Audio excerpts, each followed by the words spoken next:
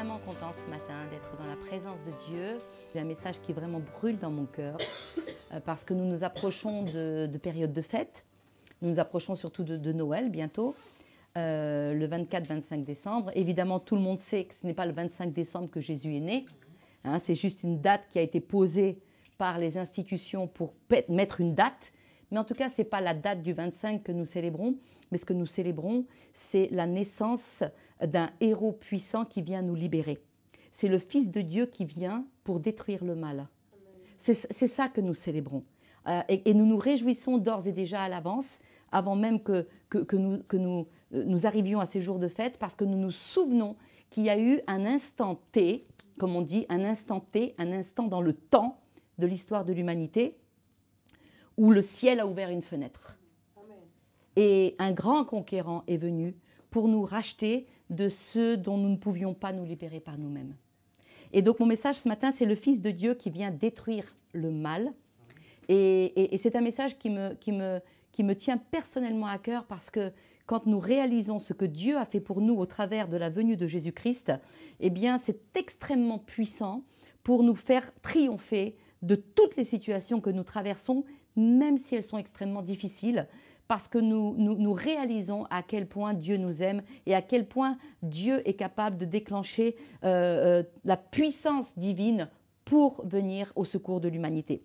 Et donc, Galates 4,4 nous dit « Mais lorsque les temps ont été accomplis, Dieu a envoyé son Fils. » Mais lorsque les temps ont été accomplis. Vous voyez, dans le monde, dans l'humanité, dans l'histoire de l'humanité, il y a le temps et il y a le temps. Il y a des temps spécifiques. Il y a des temps où il y a quelque chose se passe. Il y a un temps spécifique avec un grand T où il y a une fenêtre dans le ciel qui s'ouvre pour l'humanité. Il y a des temps dans ta vie aussi et dans ma vie où il y aura un temps spécifique. C'est le temps de l'opportunité, le temps de la grâce, le temps de l'intervention de Dieu dans tes affaires humaines. Ça s'appelle le temps Kairos. Et vous allez voir, c'est de ça dont on va également parler. Et lorsque les temps ont été accomplis, à un moment donné, dans l'histoire du temps, quelque chose se passe. Quelque chose se passe qui va bouleverser l'histoire de l'humanité à jamais. Et 1 Jean 3,8 nous dit « Le Fils de Dieu a paru afin de détruire les œuvres du diable. » C'est un message d'espérance que j'aimerais vous apporter ce matin. Un message d'une très grande puissance, d'une très grande espérance. Il y a les temps de Dieu et il y a le kairos de Dieu. Vous savez, les Grecs nous disent qu'il y a 3 types de temps. Vous le savez ça, hein? Il y a le chronos, il y a l'aion et il y a le kairos. J'ai déjà apporté un petit peu un message sur le temps à ce sujet, mais le chronos, c'est ce temps physique, linéaire. C'est le temps chronologique, mesurable. Vous savez que depuis 1967, on peut mesurer les secondes avec l'horloge atomique, l'atome de césium. Ne me demandez pas trop comment ça marche, mais on est capable de mesurer la seconde à 16 chiffres après la virgule. Donc on peut aujourd'hui mesurer le temps chronos. C'est un temps qui se mesure, c'est nos secondes, nos minutes, nos heures, nos mois, nos années, etc. Après, les Grecs nous disent qu'il y a le temps aion, c'est le temps cyclique. C'est un temps qui est associé à une divinité. C'est le temps de la destinée, d'une génération. C'est le temps d'une période indéfiniment longue. Mais ils ont également remarqué qu'il y a un autre temps qui est un peu hors du temps, mais qui est dans le temps, et qu'on appelle le temps kairos. Le temps kairos, c'est le temps du basculement. C'est le temps de l'opportunité. C'est le temps où il y a une intervention divine. Le kairos a donné en latin opportunitas, qui signifie opportunité. Donc c'est le temps de l'opportunité, c'est le temps de la faveur, c'est le temps de l'occasion unique. C'est un temps spirituel, le temps kairos. C'est un temps qui relève de la physique quantique, presque, si vous aimez bien un petit peu ces sujets-là. C'est le temps métaphysique, c'est le temps qui est hors du temps mesurable. Et vous savez, Dieu utilise ces 3 temps pour œuvrer dans nos vies. Il utilise le temps chronos, il utilise le temps générationnel et il utilise le temps kairos, qui est un temps où, à un moment dans ta vie, il y a quelque chose qui se passe, il y a une fenêtre qui s'ouvre dans le ciel, il y a Dieu qui intervient lui-même pour agir dans ta vie physique, ta vie matérielle, et pour faire ce que tu ne peux pas faire par toi-même. pour te donner une faveur spéciale et spécifique. Vous savez que Dieu est hors du temps. 2 Pierre 3,8 nous dit que devant le Seigneur, un jour c'est comme 1000 ans et 1000 ans sont comme un jour. Dieu œuvre hors du temps, mais il agit avec le temps chronos, mais il y a aussi des temps kairos de Dieu, des moments où le divin interfère dans l'histoire de l'humanité. Et ça se passe au niveau général, mais ça se passe aussi dans ta vie à toi. Il y a dans ta vie à toi, Dieu veut intervenir avec des temps kairos où ce sera le temps de l'opportunité. Moi, il y a eu des temps dans ma vie où il y a quelque chose qui s'est passé, ça ne relevait pas de l'humain, ça ne relevait pas de mes propres forces. Tu savais qu'il y avait une faveur divine de Dieu à ce moment-là, une intervention de Dieu pour toi spécifiquement. Alors Dieu agit avec les 3 temps dans nos vies, mais le temps kairos, c'est le point de basculement. Il y avait un avant et il y aura un après. Un après où ce ne sera plus jamais pareil, parce qu'il y a eu une intervention de Dieu pour toi. Il y a eu le kairos de Dieu pour toi. Alors on voit dans la Bible que la Bible fait allusion à ces 3 temps-là. On voit par exemple le temps chronos dans Jean chapitre 4. Vous savez, il y avait l'officier du roi à Capernaum. Son fils était malade. Il entend parler de Jésus, que Jésus était là. Et sa foi le pousse à aller chercher de l'aide auprès de Jésus. Et Jésus lui dit, va, ton fils est guéri. C'est tout ce qu'il lui a dit. Et cet homme-là, il a cru. Il a cru. Et alors qu'il s'en revenait, les serviteurs courent au-devant de lui et lui disent, ton fils est guéri. C'est dans Jean chapitre 4, verset 52. Il a l'intelligence de leur poser une question très pertinente. Il leur dit, à quelle heure a-t-il été guéri? Ils lui disent, hier à la 7e heure. Et il s'est souvenu, nous dit la parole de Dieu, que c'était l'heure à laquelle Jésus lui a dit, va, ton fils est guéri. Donc vous voyez, à ce moment-là, Dieu a utilisé 2 types de temps. Il a utilisé le chronos, hier à la 7e heure, mais il a également utilisé le temps qui est hors du temps, le temps de la faveur divine, le temps où Dieu ouvre une fenêtre, le temps du miracle. Parce qu'à ce moment-là, c'est le divin qui est interféré dans l'humain. Et ce qui était impossible aux hommes a été rendu possible parce que dans le temps de Dieu, dans la sphère d'action de Dieu, il n'y a pas d'impossible. Tout est possible. Et quand le divin interfère dans l'humain, eh bien, là, des choses miraculeuses peuvent se produire. Ne perds jamais espoir dans le kairos de Dieu. Ne perds jamais espoir. Dans ta prière, tu dis, Seigneur, peut-être que je n'ai pas vu jusqu'à aujourd'hui, mais il suffit que tu dises un mot. Dis un mot, Seigneur, et mon chronos va être à tout jamais chamboulé par le kairos de Dieu. C'est ce qui s'est passé hier à la 7e heure. Le kairos est intervenu, il y a eu un basculement. Le Père a ouvert une fenêtre.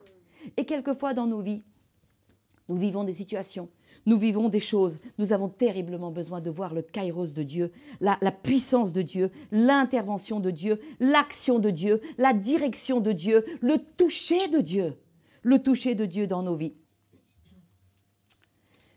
Et là, on approche de Noël. Et la puissance du message de Noël, elle est époustouflante. Elle est époustouflante.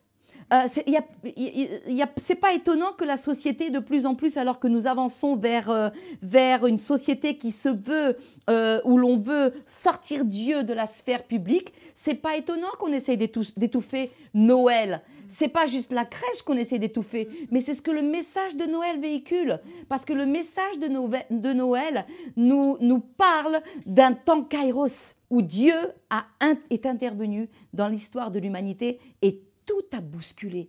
Plus rien ne sera pareil, parce que le Fils paraît pour détruire ce qui nous rendait esclaves et les œuvres du mal. Donc Galates 4,4 nous dit, lorsque les temps ont été accomplis, Dieu a envoyé son Fils et le Fils a paru pour détruire les œuvres du diable.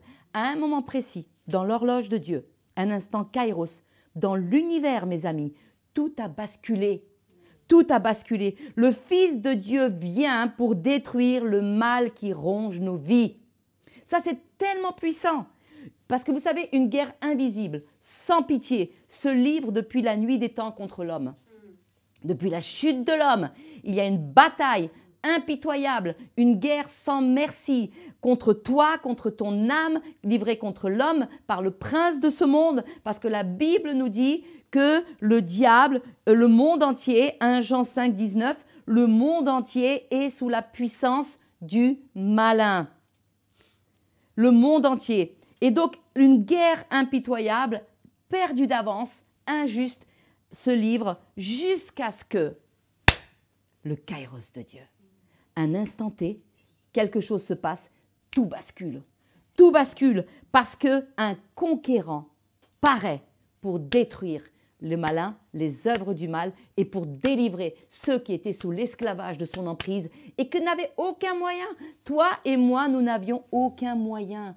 Nous étions impuissants, nous étions sans force. Nous n'avions, parce que depuis la chute de nos pères, nos ADN sont marqués par le virus du péché. Et la chute d'Adam, au moment où Adam a chuté, eh bien, il a donné droit au diable d'opprimer, de tyranniser, de détruire. Depuis la chute, des choses sont venues dans l'histoire de l'humanité. La mort est venue. Non pas juste la mort physique, mais la mort éternelle. La chute a laissé entrer la maladie. La chute a laissé entrer les détresses. Toutes les détresses morales, les oppressions, les maladies mentales, toutes ces choses qui viennent rendre esclaves et désespérés les hommes sont venus à ce moment-là, le mal sous toutes ses formes. Alors, il nous fallait un sauveur. Il nous fallait un sauveur, il nous fallait un conquérant, il nous fallait un héros, Brigitte. On ne pouvait pas s'en sortir par nous-mêmes. Mais grâce soit rendue à Dieu. Lorsque les temps ont été accomplis, un kairos de Dieu, un instant T, un moment d'opportunité céleste est intervenu. C'est ça Noël.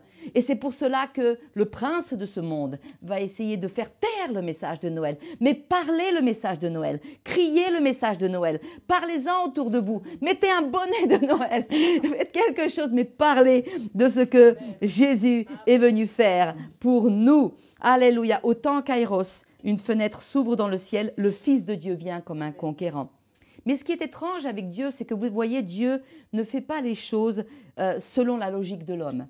Parce que nous, notre logique, nos pensées ne sont pas les pensées de Dieu.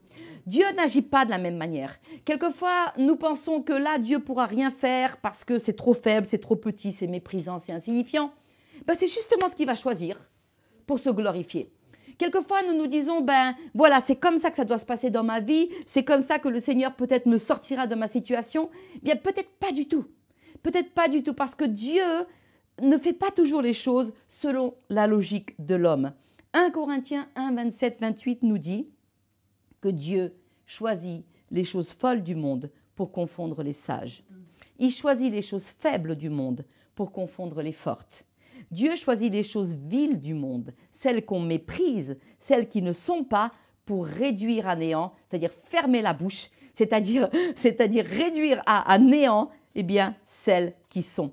Dites-moi, qui aurait pensé que la délivrance viendrait d'un peuple aussi insignifiant, petit, esclave, sous la domination romaine? Qui aurait imaginé que le conquérant, le plus grand conquérant de toute l'histoire de l'humanité, viendrait de la plus grande des pauvretés? Parce que, bien sûr, vous le savez, il n'est pas né dans un palais. Il n'y avait pas des rois qui étaient là en train de l'attendre, des ministres pour l'adorer. Non, il est né dans la plus totale des pauvretés, l'insignifiance, le mépris. Qui aurait pu reconnaître que là, dans cette misère, ignoré des puissants du monde, naîtrait le plus grand conquérant de l'histoire de l'humanité? Sophonie 3,17 nous dit « L'Éternel est au milieu de toi comme un héros qui sauve ». C'est important de nous rappeler que l'Éternel est au milieu de nous comme un héros qui sauve.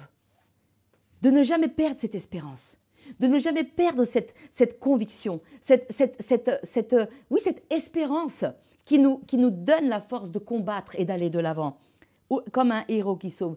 Qui aurait pu comprendre que du mépris viendrait la délivrance? Cependant, lorsque le moment kairos de Dieu a sonné, l'histoire de l'humanité a connu un basculement intemporel. Ça ne sera plus jamais comme avant.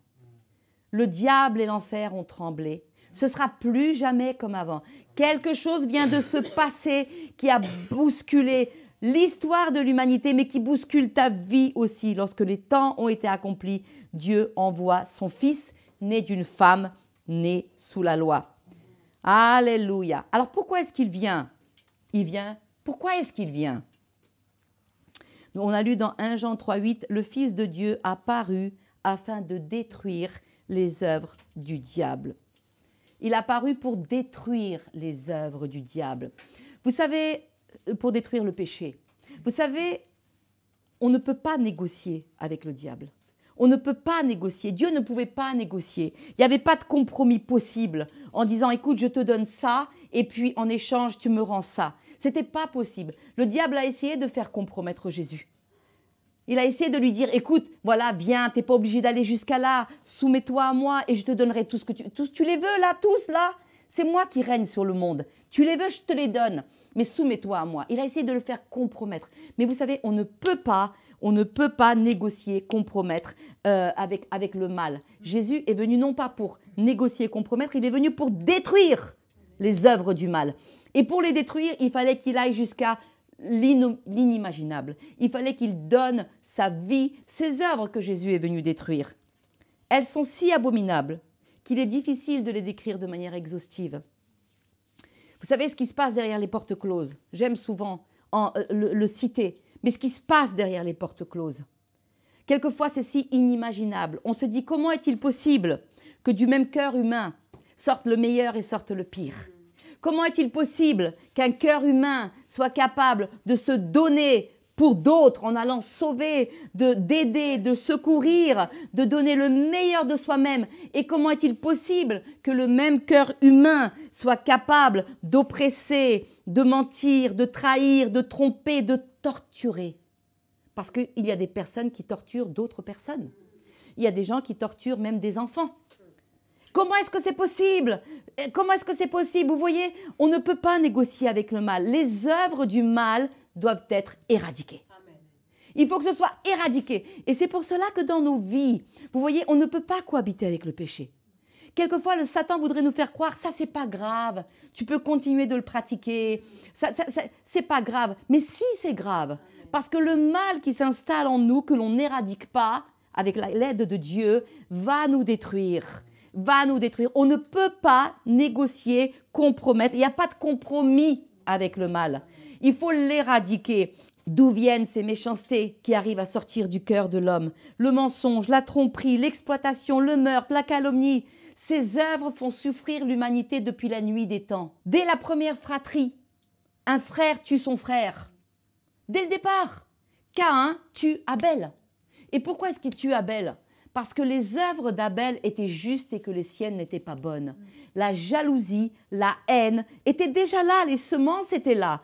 Parce que les semences sont dans nos gènes. Il fallait quelqu'un qui soit pur, propre, en dehors de la génétique humaine, puisque Jésus n'avait pas un père.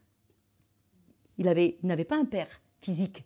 Il fallait quelqu'un qui vienne, qui soit pur, un agneau sans tache, le seul qui soit capable de vaincre les œuvres du mal. Alléluia, grâce soit rendue à un moment kairos, à un moment T, il y a eu un basculement. C'était plus jamais pareil. L'oppression, la domination, l'homme avait donné son droit au diable en chutant. Eh bien, à un moment, le Fils apparut pour détruire les œuvres du diable, pour que toi et moi, tu ne sois plus obligés de subir le joug du diable. Donc, le diable, depuis sa rébellion et sa chute, ne cesse de produire les œuvres mauvaises, mais non seulement lui, mais il cherche à les faire produire dans le cœur de l'homme infecté par le virus du péché. Et certaines personnes ne sont pas des mauvaises personnes. Certaines personnes, malgré que le péché réside dans leur cœur et qu'elles ont besoin du salut, sont des bonnes personnes. Mais il y a des personnes qui se livrent vraiment au mal. Il y a des personnes qui ouvrent vraiment leur cœur aux œuvres mauvaises et qui collaborent d'une manière dont vous n'avez même pas idée. Aujourd'hui, il y a des choses qui sortent un petit peu sur les réseaux sociaux, mais c'est abominable. C'est abominable ce qui peut se passer derrière les portes fermées. Et Dieu le voit, Dieu le sait, et Dieu sait qu'il nous fallait un conquérant, qu'il nous fallait quelqu'un qui vienne pour renverser cette situation. Et donc, il pêche dès le commencement, nous dit la Bible, et il combat tout ce que Dieu chérit. Vous avez remarqué que toutes les belles choses que Dieu a instaurées pour que l'humanité fonctionne au mieux sont en train d'être attaquées et d'être bafouées et d'être renversées. L'identité, ton identité, c'est sacré. C'est Dieu qui te l'a donnée. c'est en train d'être attaqué et d'être en train d'être remis en doute pour que le cœur de l'homme soit déstabilisé. La famille, le noyau familial, ce que c'est qu'une famille, l'éducation, l'enfance, la protection de l'enfance.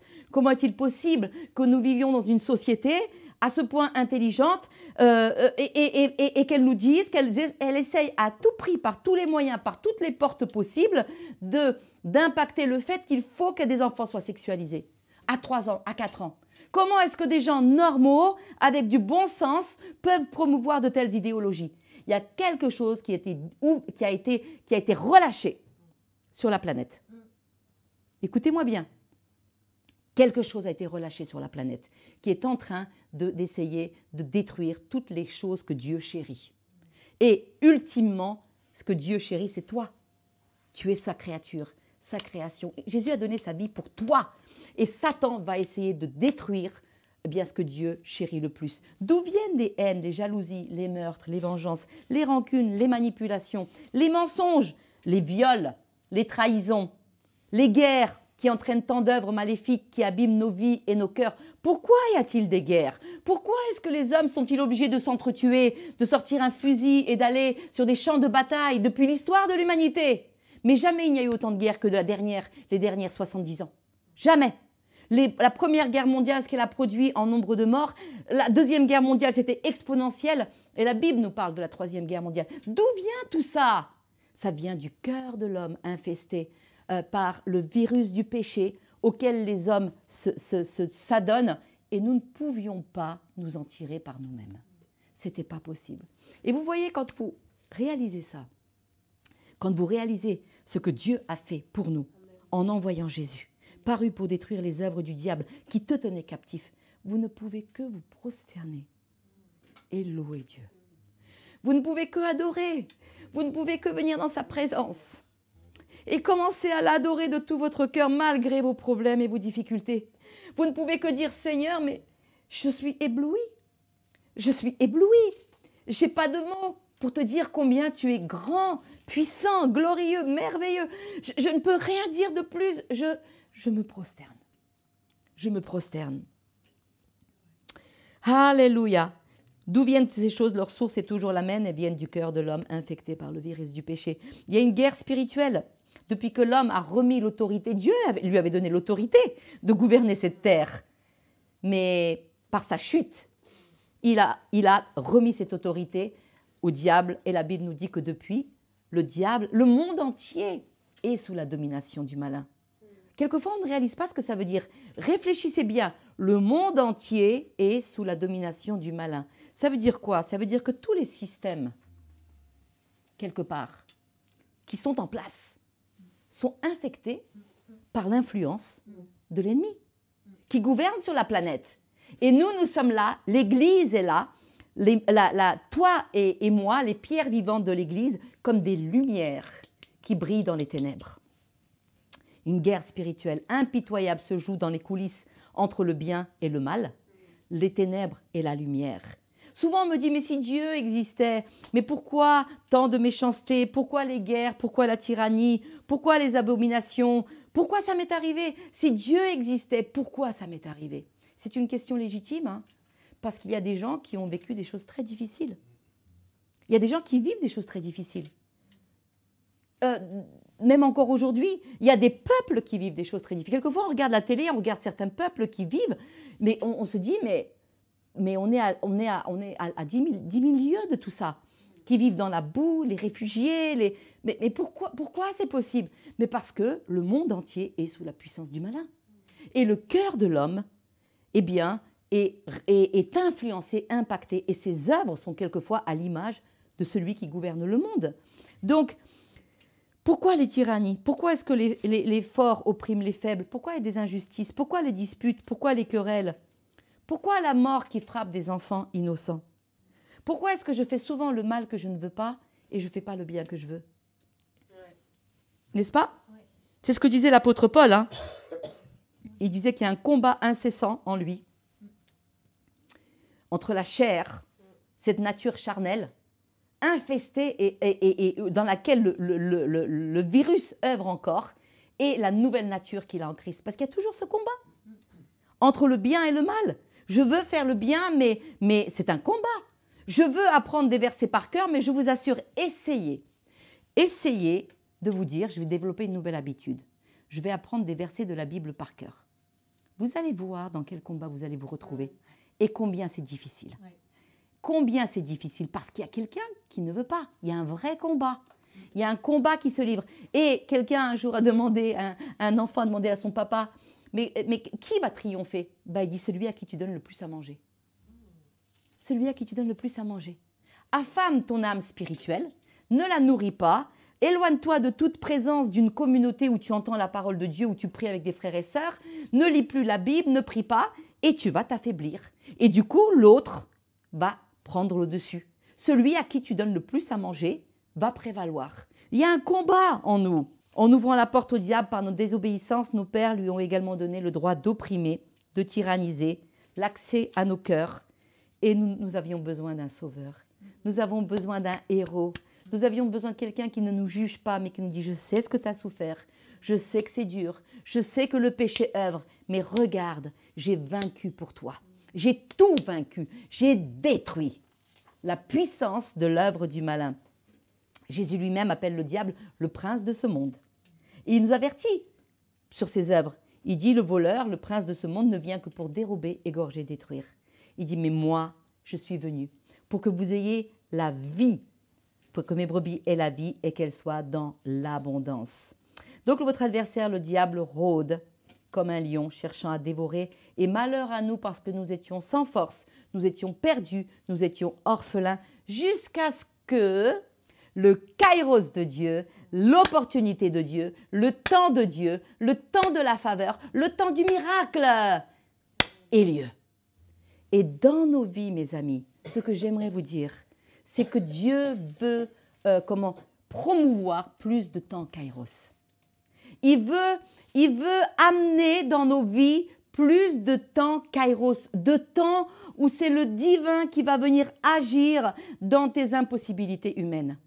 Mais nous devons avoir ces désirs, nous devons avoir cette espérance, nous devons avoir cette foi que quelque chose de grand, d'inédit, un basculement va se passer dans ma vie. Le Père va ouvrir une fenêtre et tout va changer. Ouh, ça vous... Je le crois, je le crois, je le crois et je le déclare au nom de Jésus. Lorsque les temps ont été accomplis, Dieu envoie le Fils pour qu'il détruise les œuvres du diable. La mission de Jésus, elle était claire. D'une clarté sans pareille. Il vient pour renverser le règne et la domination du péché. C'est-à-dire, il vient pour renverser le droit du péché, le droit que le péché avait sur toi, sur ta vie. Et en mourant à notre place, il nous affranchit, il nous libère. Certes, ça ne veut pas dire qu'il n'y aura plus de combat. Certes, ça ne veut pas dire qu'il n'y aura plus ta part à faire. Mais en tout cas, tu peux t'appuyer sur ce sacrifice et sur cette victoire pour te tenir et regarder l'ennemi droit dans les yeux et lui dire, écoute-moi bien, tes œuvres ont été exposées, tu as été détruit, tu n'as plus aucun pouvoir sur moi. Et d'ailleurs, non seulement il vient pour t'affranchir, mais il vient pour te donner le pouvoir maintenant. Parce qu'il a dit avant de partir, il a dit, je vous donne le pouvoir sur toute la puissance de l'ennemi pour marcher sur les serpents, les scorpions. Je vous donne le pouvoir. Et il dit, rien ne pourra vous nuire. Alors vous me dites, c'est tellement à l'encontre de ce que je vis. C'est vrai, c'est vrai. Ça peut être à l'encontre de ce que tu vis, mais tu dois te saisir de ces vérités spirituelles et tu dois commencer à les déclarer et dire, Seigneur, aide-moi à les vivre davantage dans ma vie. Parce que s'il l'a dit, eh bien, c'est que c'est comme cela. Il nous a délivrés de la puissance des ténèbres et nous transporte dans le royaume de son Fils bien-aimé, en qui nous sommes rachetés, pardonnés de nos péchés. C'est dans Colossiens 1, 13. Il vient, Jésus, pourquoi? Sa mission, elle est très claire. Il vient pour vaincre, pièce par pièce, toutes les malédictions qui étaient inhérentes au péché. Vous savez, le péché a entraîné tout un tas de malédictions dans la vie de l'humanité. Et Jésus est venu pour les prendre une à une. Il les a regardées droit dans les yeux. Et il a dit, maintenant c'est fini. Je reprends le pouvoir. Je reprends l'autorité. Les attaques de l'ennemi contre nos vies, eh bien les injustices, le Seigneur veut nous soutenir et veut que nous puissions bénéficier de ce qu'il a fait sur la croix, de ce qu'il est venu faire. Un jour, il s'est rendu à la synagogue de Nazareth, selon sa coutume. Alors que son tour de faire la lecture arrive, on lui donne le rouleau et il ouvre direct dans Ésaïe. Et là, la Bible nous dit que le silence s'est fait quand il a commencé à lire le passage qu'il a choisi, parce que ce passage était trop fort. Et il dit, « L'Esprit du Seigneur est sur moi, parce qu'il m'a oint, pour annoncer une bonne nouvelle aux pauvres. Il m'a envoyé pour guérir ceux qui ont le cœur brisé, pour proclamer aux captifs la délivrance, aux aveuglements le recouvrement de la vue. » C'est dans Luc chapitre 4. « Pour renvoyer libres les opprimés, verset 18, pour publier une année de grâce du Seigneur. » Et ensuite, avec une force tranquille, il a roulé le livre, il l'a remis au serviteur. Il s'est assis et il a dit, « Aujourd'hui, cette parole de l'Écriture est accomplie. » Vous imaginez? C'était un temps chronos, c'était un certain jour, un certain sabbat, et puis il était là, un temps chronos. Mais à ce moment-là, il y a autre chose qui s'est passé. Il y a un autre temps qui est intervenu. Il y a une œuvre divine, c'était le temps de l'opportunité. Dieu était en train de faire quelque chose de nouveau. Il a dit, aujourd'hui, cette parole est accomplie. Et quand il est mort sur l'horrible croix, il a dit, tout est accompli. Tout est accompli. J'ai achevé l'œuvre que tu m'as donné de faire. Alors le message de Noël, c'est le plus grand message d'espérance qui soit. Il nous rappelle qu'Emmanuel vient pour nous délivrer. Emmanuel vient pour faire ce que nous ne sommes pas capables de faire nous-mêmes. Emmanuel vient pour apporter un temps kairos dans nos vies, pour combattre, parce qu'il est venu combattre le pouvoir du péché comme un conquérant et qu'il a achevé sans aucune négociation avec le mal. Il n'a pas négocié, il l'a écrasé, il l'a détruit. Et aujourd'hui, tu peux être capable de vaincre la faiblesse qui te tient esclave. Tu peux expérimenter la guérison. Et je ne cesserai de dire que dans les meurtrissures du Seigneur, nous avons la guérison. Et même si nous ne le voyons pas toujours au moment où nous prions, nous ne devons cesser de croire, parce que c'est ce qu'il est venu accomplir. Tout est accompli. Il a versé son corps, il a livré son corps, qui a été déchiré, broyé, et dans ces meurtrissures-là, la malédiction de la maladie a été détruite. Amen. Amen. Et c'est pour cela que l'ennemi voudrait que nous cessions d'avoir l'espérance, que nous cessions de croire, que nous cessions de prier pour la guérison. Eh bien, nous le regardons droit dans les yeux, nous lui disons, tu sais quoi, tu n'es qu'un menteur.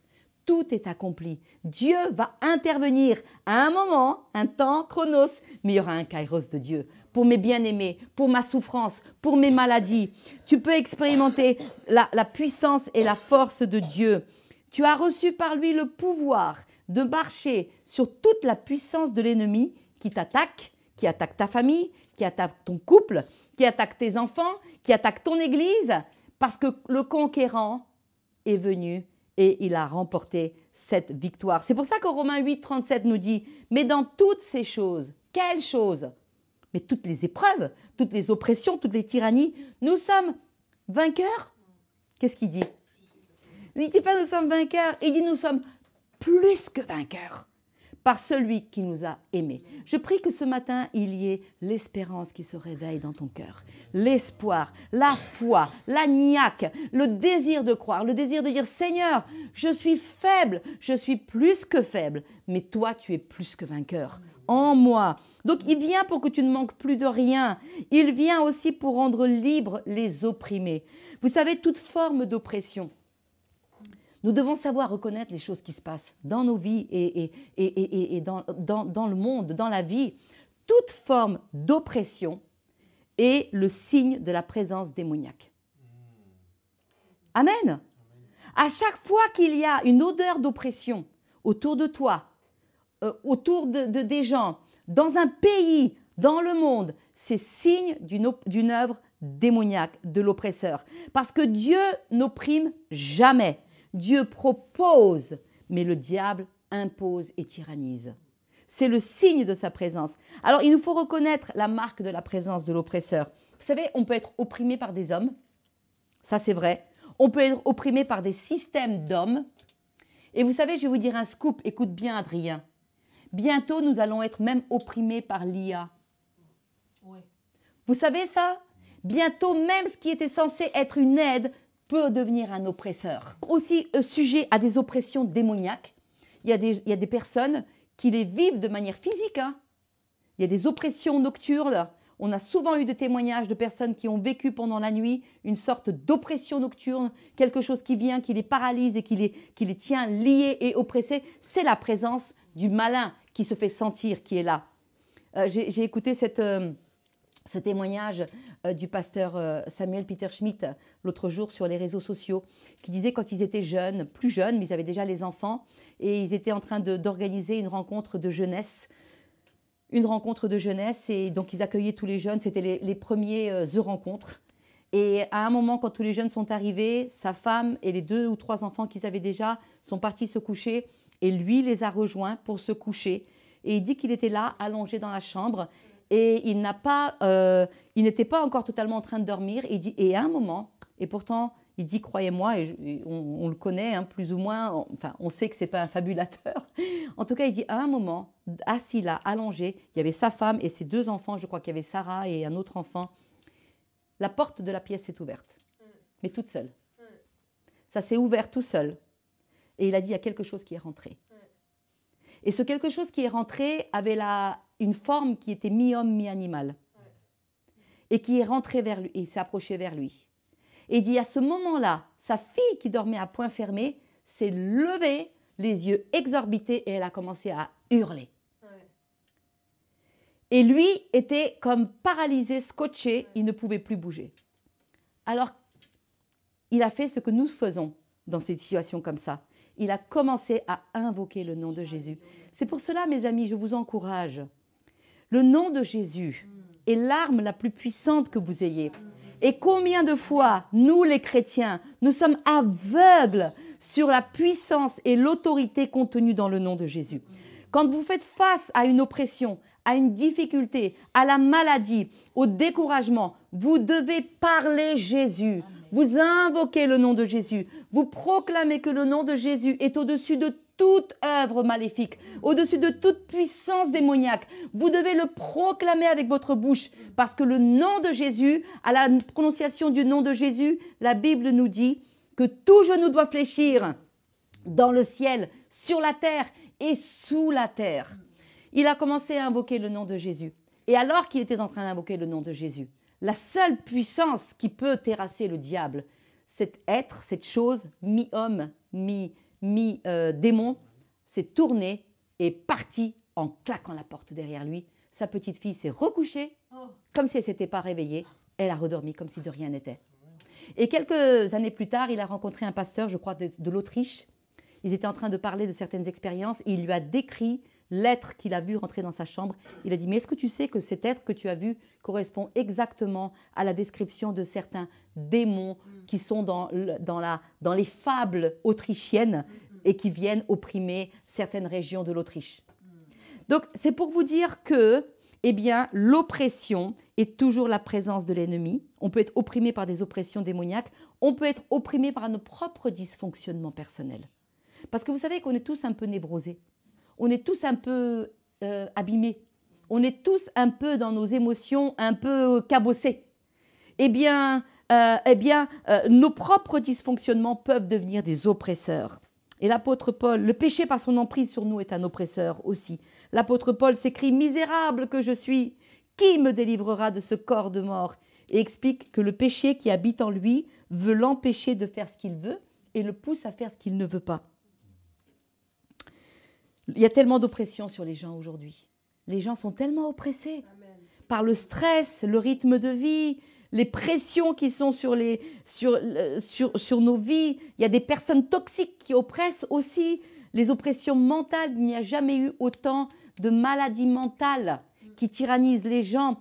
Les oppressions démoniaques. Et maintenant, on avait même quelque chose de nouveau. On a même des oppressions et des tyrannies de certains gouvernements sur leur propre peuple. Des oppressions. Et la Bible nous dit, vous connaîtrez la vérité et la vérité va vous libérer, vous affranchir. Plus tu connais la parole de Dieu, plus tu connais la vérité de la parole de Dieu, plus tu l'appliques dans ta vie de façon pratique et quotidienne, et plus elle va te libérer de toute forme d'oppression. Jean 8, 32, vous connaîtrez la vérité. Et c'est la vérité qui va vous rendre libre. Il vient pourquoi aussi Jésus? Il vient pour guérir les cœurs brisés. Les cœurs brisés. Vous savez, plus nos cœurs sont sensibles, plus ils risquent d'être affectés par la souffrance. C'est vrai. Plus tu es sensible et plus le mal qu'on te fait, ou même le mal que tu peux faire peut-être toi aux autres, ou les choses qui arrivent, les épreuves de la vie, vont affecter ton cœur. Nos cœurs sont à la fois forts et fragiles. C'est vrai, ils sont hyper forts, mais hyper fragiles en même temps. Et que fais-tu avec tes souffrances? Où vas-tu emmener tes déceptions, tes trahisons, les choses qui te font mal? Qu'est-ce que tu en fais? Où tu les emmènes? Si tu laisses les blessures sans les soigner, tes plaies peuvent s'infecter. Et l'amertume, vous savez, elle est aux aguets pour s'installer. Une mauvaise colère tente également de germer.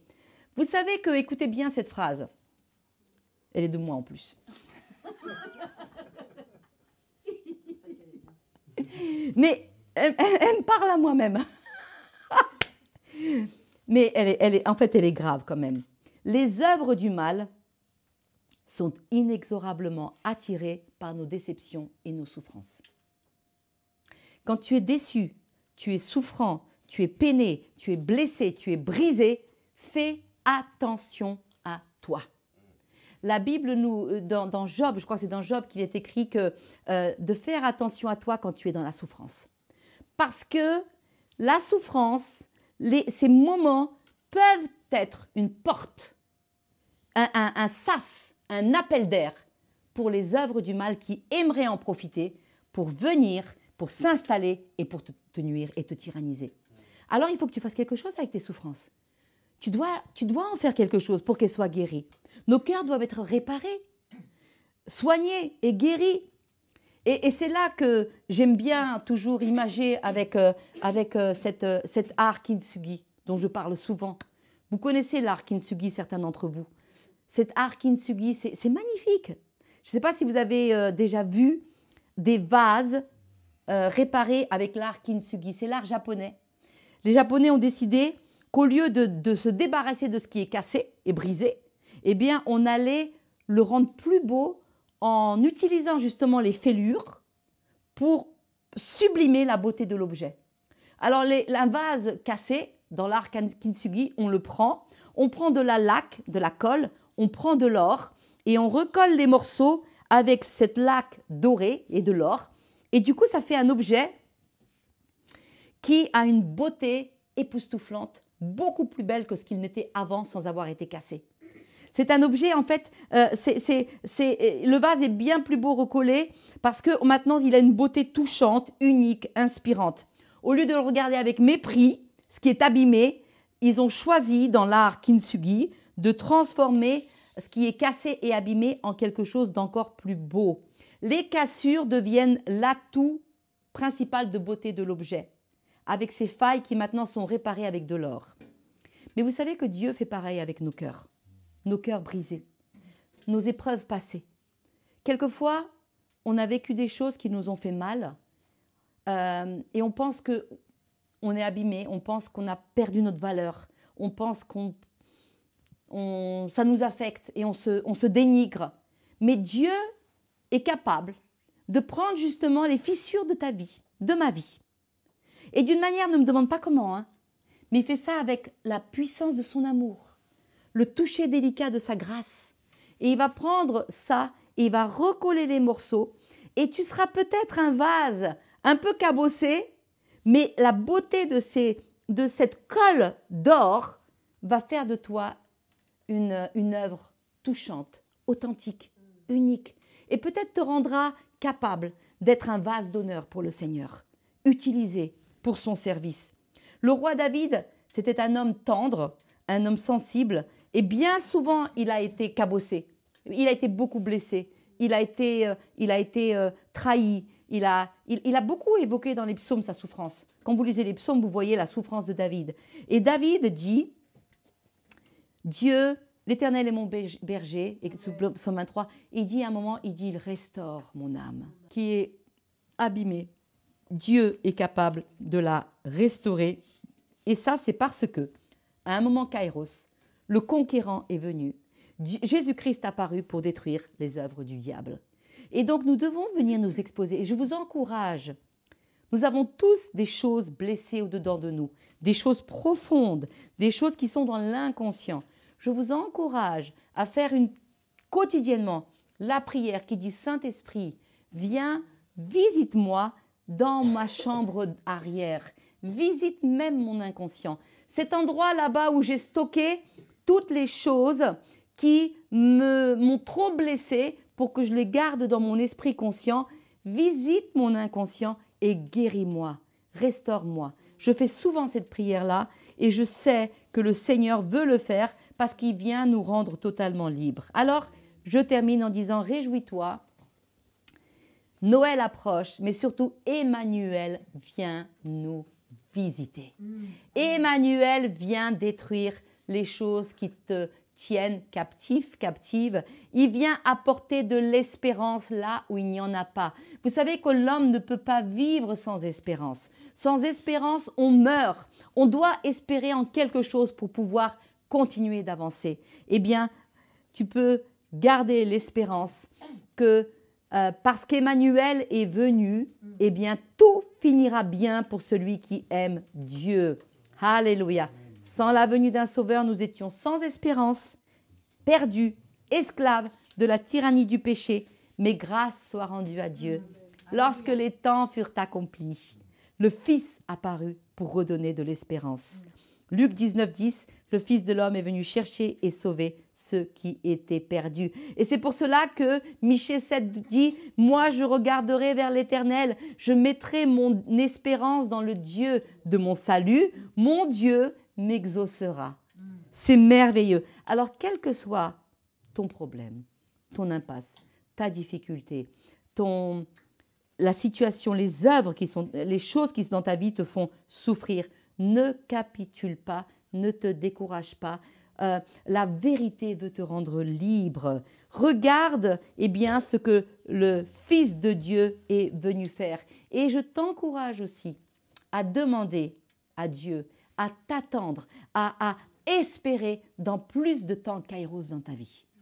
Des temps où le divin va venir faire des choses que tu ne peux pas maîtriser, que tu ne peux pas contrôler, que tu ne peux pas faire toi-même.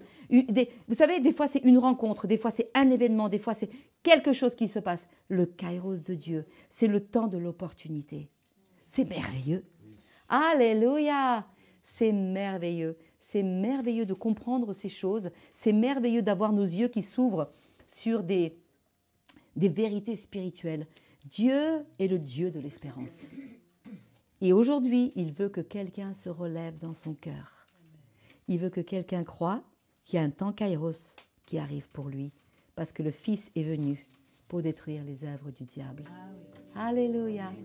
Amen. Est-ce que vous voulez qu'on loue le Seigneur?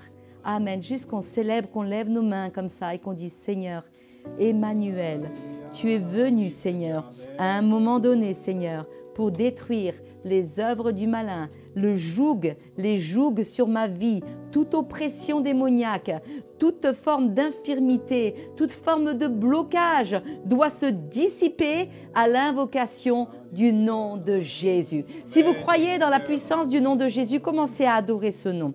Commencez à lui dire qu'il est grand, que vous croyez dans sa puissance, qui agit pour vous, en vous,